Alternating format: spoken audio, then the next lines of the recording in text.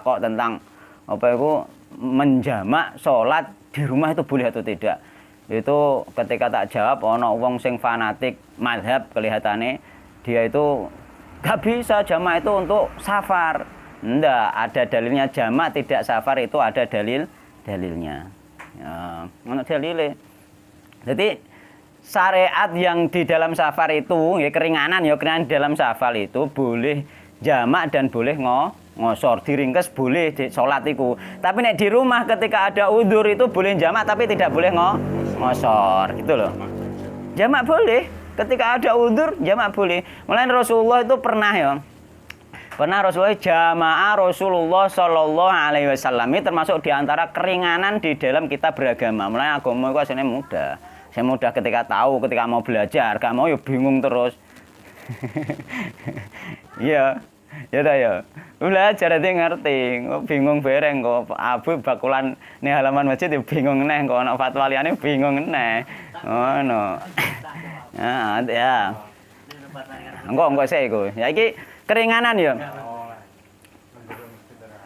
Rasulullah engko sik iku dibahas ngene. Ya. Dibahas rileks lah iku. Ya, intine gini ya. Intinya gini, di apa itu kita itu apa itu banyak kemudahan di dalam beragama ya. Di antaranya apa? Di antaranya tadi ya, apa itu kita boleh menjamak meskipun kita tidak dalam keadaan safar. Itu boleh ketika ada udzur. Rasulullah itu pernah itu menjamak, jadi jamaah Rasulullah Shallallahu Alaihi Wasallam bainad dhuhri wal asri. Jadi Rasulullah pernah menjamak sholat antara duhur dan asar ya.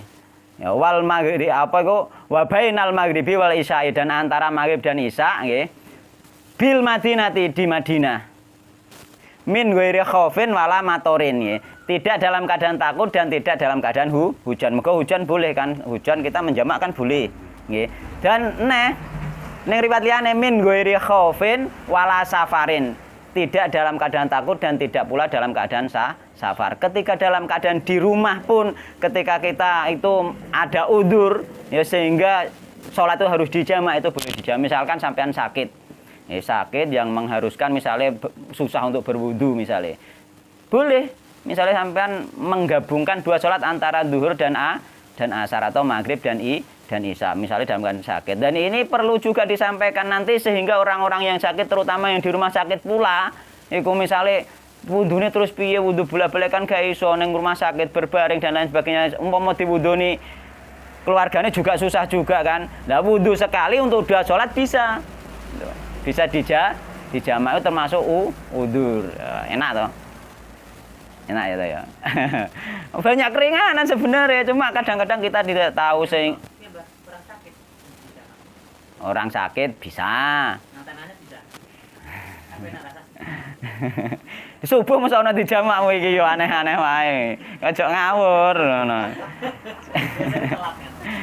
Sing dijamak itu duhur dengan asar, maghrib dengan isya. Makanya duhur sama asar itu ketika orang haid sendiri ketika dia itu misalnya berhenti haid pada waktu asar itu dia masih diberi beban untuk sholat duhur. Jadi misalnya bojo Mbah Tro misalnya haid praine Haid praine pas wayah selesai libur iku asar berarti dia punya kewajiban ngodok duhur ngono.